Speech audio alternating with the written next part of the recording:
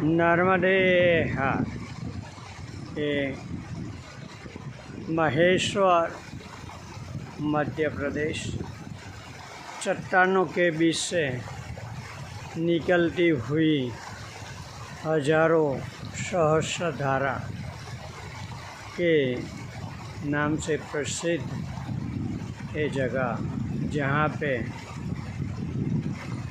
चट्टानों के बीच से निकलती हुई माँ नर्मदा जी की एक दर्शन और झांकी का अनेरा अवसर प्राप्त होता है। और उसके साथ में माँ नर्मदा जी की जय बोलते हुए, हर हर नर्मदे कहते हुए हम पूर्ण हिंदू धर्म, हिंदू संस्कृति की झांकी कराते हुए और उसके लिए हम अभी तक हिंदुत्व को जगाने के लिए बात करते हैं। सही जो हिंदू धर्म और हिंदू संस्कृति को हमारे नेताओं ने मिटा दिया हुआ है, तो पुनः एक बार फिर इस मुद्दे पे बात करते हुए कहते हैं कि जागो हिंदू, जागो, सनातन की नैया को हमें पुनः जीवित और स्थापित करना है। तो हमारी जो आशा से जुड़ी हुई बातों को और जन जन तक पहुंचाने का कार्य कीजिए। पहले जो हमारी शिक्षा नीति है वो गुरुकुल परंपरा से चलती थी और गुरुकुल में हमें शिक्षा में पहले शस्त्र विद्या सिखाई जाती थी। राम जी को विश्वामित्र ऋषि ले गए, तब उन्होंने गायत्री मंत्र से जो कौशल्य, जो बला और अतिबला नाम की जो शस्त्र विद्या गायत्री मंत्र से सिखाई, उसी से ताड़का और मारीच का वध किया था। ऐसे ही जो श्री कृष्ण भी सांदीपनि ऋषि के आश्रम में गए थे, तब उन्होंने जो विद्या शस्त्र विद्या ही प्राप्त की थी। और ऐसे श्री कृष्ण ने भी 11 साल की उम्र में कंस का वध किया था। हमारी संस्कृति में मूल जो शिक्षा नीति है वो पेन पकड़ने से नहीं, हमारी शिक्षा नीति शस्त्र विद्या के साथ 64 विद्याओं में हम पारंगत थे। सभी विद्या हमें गुरुकुल परंपरा में सिखाई जाती थी। गुरु जो आचार्य ब्राह्मण आके हमें ले जाते थे बच्चे को, और वहाँ हमें शस्त्र कला के साथ में जो हमारी आमदनी के लिए भी विद्याएं, हमारी जो अंदर की जो भावना होती है, और जैसे हमारे ढलान होते हैं, ऐसे घाट घट के हमें विद्या में पारंगत करते थे। और हम जो उसमें से कमाई करने के बाद में गुरुकुल और गुरु आचार्य को दान दक्षिणा देते थे।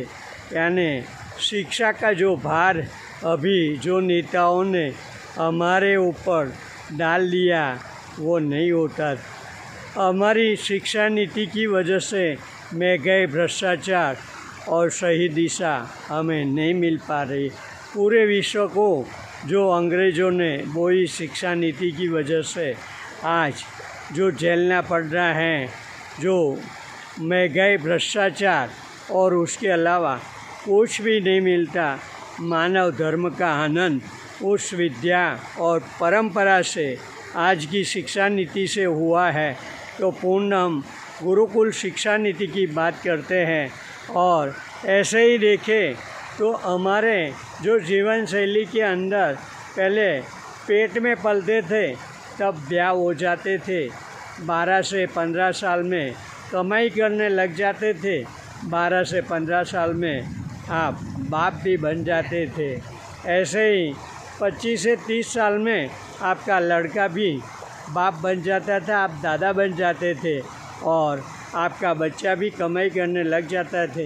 करीबन 10, 15, 20 बच्चे का आप बाप होते थे और आपको 2-4 पत्नियां भी पहले होती थी, आज वो सब कुछ हमारे नेताओं ने और जो विधर्मी आक्रमणकर्ताओं ने हमको मिटाने के लिए जो किया हुआ है, उसी से हम बाहर निकलने की और आज़ादी सही पाने की ज़रूरत है। जो अंग्रेज़ों हमारे ऊपर कुछ भी नहीं कर सका, वो नीति हमारे लोकतंत्र के द्वारा हमारे नेताओं ने हमें विचलित कर दिया है। हमारी समाज की रचना शिक्षा नीति से, भाषा से, पहरवेश से लेके सभी के पर प्रहार किया है और विधर्मी आक्रमणकर्ताओं की नीतियों को उन्होंने हमारे ऊपर थोप डाला है। तो पुनः हम ये नेतागिरी के खिलाफ आवाज़ बुलंद करने की आप लोगों से मांग करते हुए और जो विप्लव और क्रांति करने की बात करते हुए हम पुनः एक बार कहते हैं कि जागो हिंदू जागो। सही हमें वीर योद्धा बनने की और योद्धा पैदा करने की ज़रूरत है। अपने बच्चे को पहले अग्निवीर जैसी जो पहले 5 साल में हमें शिक्षा में शस्त्र सिखाया जाता था, वो 18 साल की उम्र में भी जो मिलता है, तो बेटे और बेटियों को अग्निवीर ज्वाइन कराए। और हमारी जो इंडो मैरिज एक्ट हमारे ऊपर ठोका गया है नेहरू जी द्वारा 1956 में, तो उसको खारिज करने के लिए एक बड़े आंदोलन की ज़रूरत है, क्योंकि हमारी जनसंख्या और आबादी कम हो रही है। देखें तो पहले पूरे विश्व में सनातन धर्म व्याप्त था, आज सनातन धर्म का एक भी जब राष्ट्र नहीं है, तो पुनः में प्रस्थापित सनातन को करने के लिए और हिंदू राष्ट्र सनातन राष्ट्र बनाने के लिए, पूर्ण जम्बूद्वीप बनाने के लिए हमें एक योद्धा बनने की आवश्यकता ज़रूरत है और साथ में जनसंख्या बढ़ाने की ज़रूरत है। तो जागो हिंदू जागो।